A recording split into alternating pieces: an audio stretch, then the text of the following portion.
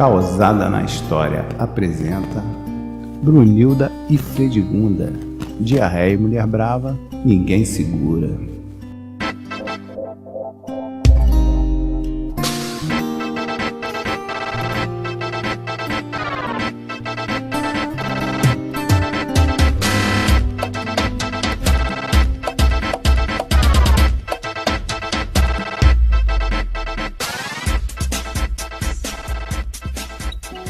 No primeiro vídeo da série Causada na História, vou falar da treta entre duas soberanas do Reino Franco, causada essa que aconteceu entre os séculos 6 e 7. Brunilda e Fredigunda. Bom, Brunilda, mais tarde, veio a se tornar rainha da Austrácia e Fredigunda, rainha da Néustria, onde hoje é norte da Alemanha e França. Brunilda nasceu em Toledo, Espanha, por volta de 543. Era filha do rei Atanagildo, o rei visigodo espanhol. Fredigunda era serviçal da rainha Aldóvera, esposa de Chilperico I, rei da Néustria. Bom, tudo começou com a morte de Clotário I. Clotário I era filho de Clovis I, um rei franco da dinastia Merovingia. Quando ele morreu, seu reino foi dividido entre seus 4 filhos. E logo rolou uma disputa entre os irmãos. Chilperico I, que agora era o rei da Néustria, e Sigisberto I, que era o rei da Austrácia. E Sigisberto saiu vencedor. Em 567, o mais velho dos irmãos, chamado Cariberto, morreu. Então eles dividiram o reino de Cariberto entre eles, mas mesmo assim continuou aquela velha disputa entre Chilperico I e Sigisberto I. E novamente veio uma guerra entre os dois e tal, e o Sigisberto saiu vencedor. Ainda por cima o Chilperico perdeu um filho nessa guerra, Teodeberto. Nesse mesmo ano de 567, Sigisberto casou-se com Brunilda, filha de Atanagildo, e Chilperico resolveu casar com a irmã da Brunilda, Galsuinta. Por quê? Porque o Atanagildo era um rei bem sucedido, elas eram ricas, bem educadas, inclusive eram cristãs, arianas. Só que tinha um porém, o Chilperico ele era casado com a Aldóvera e tinha 3 filhos com ela, né? Inclusive um tinha morrido, Teodeberto, na batalha. Ainda tinha uma amante chamada Fredigunda, uma mulher extremamente possessiva e maquiavélica. O Chilperico ele era extremamente católico e tinha grande influência na igreja de Roma. Ele precisava casar com a Galsuinta.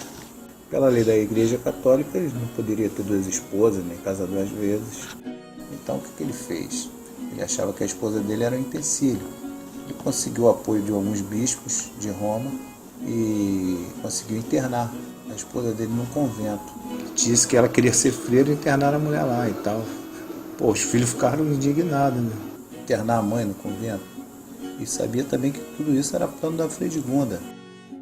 Pouco tempo depois do casamento, Fredigunda mandou estrangular a Galsuinta. Para surpresa de todo mundo, o Chilperico casou-se com ela. Brunilda, quando soube da morte da irmã, ficou louca de ódio pela Fredigunda e jurou vingança. E não demorou muito para começar a guerra entre o exército de Sigisberto e Chilperico. E logo Sigisberto começou a invadir os territórios de Chilperico e por volta do ano 573, Chilperico já havia perdido quase tudo que ele tinha, quase todo o seu território. Ele tinha fugido para Tournai, onde ficou escondido. E Sigisberto já praticamente se declarava rei de todo o território de Chilperico. Porém, Fredigunda contratou 2 assassinos e mataram Sigisberto. Brunilda, que estava numa posição confortável, com a morte do esposo, se viu numa situação difícil, porque o Chilperico aprisionou ela em Paris, onde era a capital do seu reino, né, Néustria, junto com seu filho, Teodeberto II, e suas filhas. Um dos filhos do Chilperico, Meroveu II, tinha um verdadeiro ódio por Fredigunda e pelo pai, por conta da situação que a mãe dele estava passando, internada no convento, contra a vontade. E Meroveu resolveu ajudar Brunilda. O que ele fez? Resgatou o filho da Brunilda e entregou a Guntram, tio dele. Com isso, Brunilda reclamou o trono da Austrácia para o filho, como herdeiro de Sigisberto, e a regência para ela. Os nobres reconheceram o Childeberto II como o herdeiro do trono, porém Brunilda não foi aceita como regente. Nessas alturas, o Chilperico ficou revoltado porque o filho tinha ajudado a Brunilda, tomou todos os seus bens e mandou Brunilda para um convento em Rouen, na região da Normandia, no noroeste da França. E por essas alturas, o filho de Chilperico, Meroveu II, estava completamente apaixonado por Brunilda e foi a seu encontro e, por volta de 1580, casou-se com Brunilda. Tecnicamente, eles eram tio e sobrinho, né? Não podia. Porém, tinha um bispo corrupto chamado Bischope Pretestato, que fez um casamento a troco de propina, alguma coisa desse tipo. Quando Chilperico e a Fredegunda souberam que Meroveu II havia se casado com Brunilda, ficaram doidos de ódio. E aí, novamente, como Chilperico tinha uma boa relação com a igreja de Roma, conseguiu anular o casamento e mandou o filho para um mosteiro. A mulher já estava no convento, agora ele mandou o filho para o mosteiro. Só que o Meroveu não aceitou, conseguiu fugir do mosteiro e, ao saber que o filho tinha fugido, Chilperico foi atrás dele. E Fredegunda contratou uns mercenários e Meroveu acabou morrendo. Brunilda, por sua vez, foi ao encontro de Guntram, irmão de Sigisberto, e pediu exílio a ele. Como Guntram não tinha filho, ele fez um acordo com Brunilda. Ele falou: vou fazer o seguinte, vou adotar seu filho como se fosse meu, não tenho filho nenhum, e vou conseguir que você tenha a regência do trono. E assim foi feito. Com a regência do trono, a primeira coisa que a Brunilda fez foi mandar matar um monte de nobre que havia rejeitado ela como regente do trono do filho. E guerra contra os inimigos mortais, que era Fredegunda e Chilperico. Conseguiu também um casamento da sua filha, Iugunda, com um príncipe visigodo, Hermenegildo. Só que esse casamento acabou em tragédia, os dois acabaram morrendo, uma disputa entre católicos e arianos. Do lado lá da Fredegunda, aconteceu uma temporada de chuva torrencial e os estados de Chilperico foram devastados pelas cheias de rios. Teve fome, miséria, doenças, epidemias. Nessas alturas, Fredegunda tinha 5 filhos já de Chilperico. Um era recém-nascido, todos 5 homens. O único que sobreviveu foi o recém-nascido. Os outros 4 morreram. Então, Fredegunda, para segurar o trono no filho dela, o Clotário II, como Chilperico ainda tinha um filho, descendente da Aldóvera, chamado Clovis II, ela aproveitou essa tragédia, né, e botou a culpa no rapaz, no Clovis II. Por coincidência, ele estava tendo um relacionamento com uma mulher que todos diziam que era feiticeira. Então, acusou Clovis de ter se envolvido com essa feiticeira e ter feito alguma coisa que causou toda essa calamidade. E com isso persuadiu Chilperico a prender o filho, o levou para a prisão e depois, chegando lá, forçou o rapaz a confessar seu crime, mas ele resistiu, não confessou, e ela acabou mandando enforcar ele na prisão. E depois disse que ele havia se suicidado. Mandou prender a feiticeira, que era namorada do Clovis, mandou queimar a mulher, e também os soldados de Clovis, mandou também matar todo mundo e tomou os bens deles. E com isso ela achou que havia segurado o trono para o seu filho, Clotário II. Porém, todos diziam no reino que o Clotário II não era filho do Chilperico, e sim de um cavaleiro chamado Landry, que era o chefe da guarda do Chilperico. E essa história caiu no ouvido de Chilperico, e o garoto não era filho dele. Então o que aconteceu? O Chilperico, ele, com uma pulga atrás da orelha, um dia ele falou que ia caçar e se escondeu. Quando a mulher achou que ele havia saído, voltou para ver se conseguia dar um fragante. Aí pegou uma varinha e cutucou as costas da Fredegunda. Aí ela, sem olhar para trás, falou: ô Landry. Falou exatamente assim: um cavaleiro como tu, Landry, não deve atacar nunca por trás das damas. Porra, para um bom entendedor, um pinga letra. O rei ficou espantado e soube que realmente estava sendo passado para trás. Aí saiu dos seus aposentos, de cabisbaixo, e foi embora. Fredegunda, a primeira coisa que ela fez foi mandar chamar o Landry. Quando o Landry chegou no quarto, falou: ó, sujou. O cara descobriu tudo. Sabia que o Chuperico era ruim, o cara sanguinário pra caramba. Falou: a gente tem que dar um jeito nisso. Vamos contratar uns mercenários aí, os assassinos mercenários aí, e vamos dar fim nele, porque senão ele vai te matar. Vai matar você, a mim e o filho. E assim foi feito. Quando o Chuperico voltava da caçada, os mercenários cercaram ele, deram mais de 20 facadas. Morreu. Com isso, a Fredegunda tentou legitimar o Clotário II como o herdeiro de Chuperico, o herdeiro do trono da Nélstria. Porém, todo mundo sabia que o garoto não era filho dele. No reino, inclusive Guntram, que era o irmão de Chuperico, e o único que estava vivo agora, né, dos irmãos, ele queria o trono. E o filho da Brunilda já tinha completado a idade de assumir o trono. E Brunilda já não era mais a regente, era ele, Childeberto II, já era o rei. Então o que o Fredegunda fez?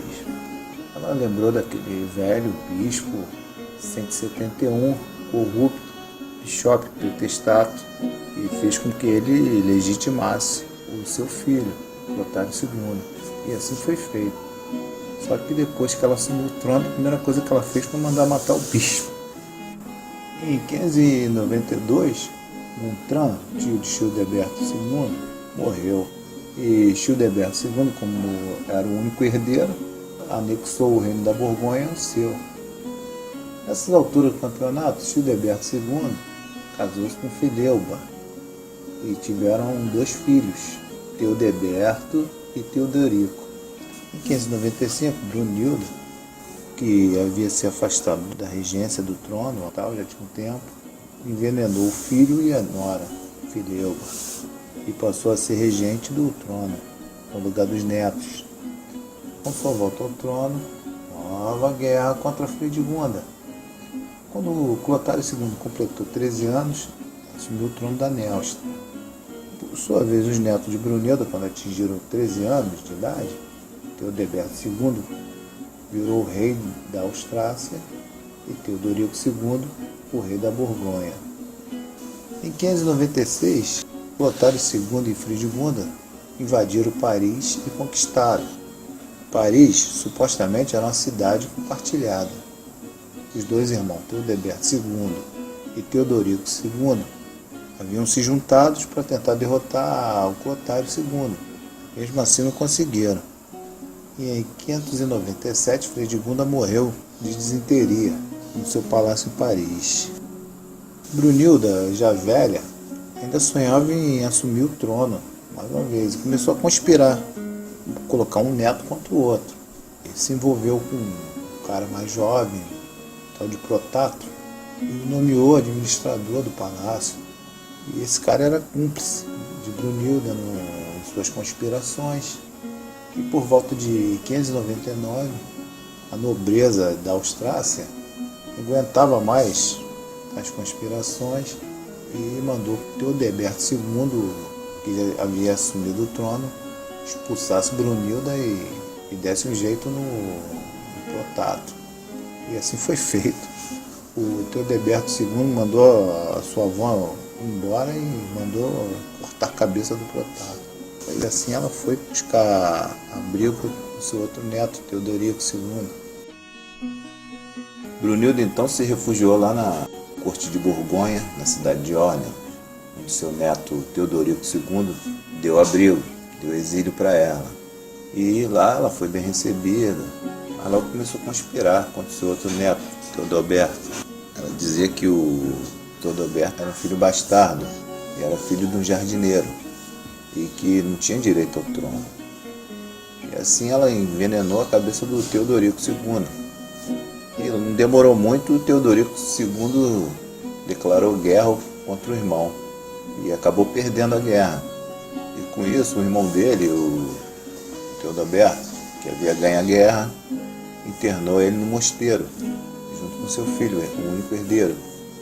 Um ano depois, a Brunilda, querendo assumir o trono no lugar do Teodorico, mandou matar o neto. Alguns historiadores dizem que ela matou o bisneto jogando contra a parede.